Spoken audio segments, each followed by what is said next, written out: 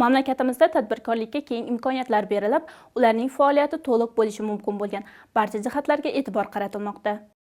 Xususan, viloyat soliq boshqarmasi boshlig'i tumanlardagi tadbirkorlik subyektlari bilan uchrashuv o'tkazib, ularning taklif va muammolarini tinglamoqda. Hozirgi lavhamiz shu haqida. Tadbirkorlarni qo'llab-quvvatlash hamda muammolarga yechim topish maqsadida Soliq boshqarmasi boshlig'i Shuhratali Imomovning To'raqo'rg'on tumanida kichik va o'rta biznes vakillari bilan uchrashuvi bo'lib o'tdi.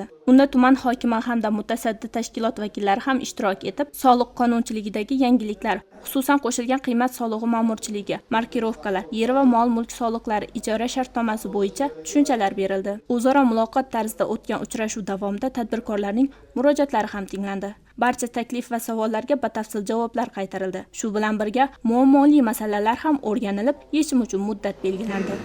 Hozir birinchi marta topshirdik. Yana уже respublikadan kelyapti-da.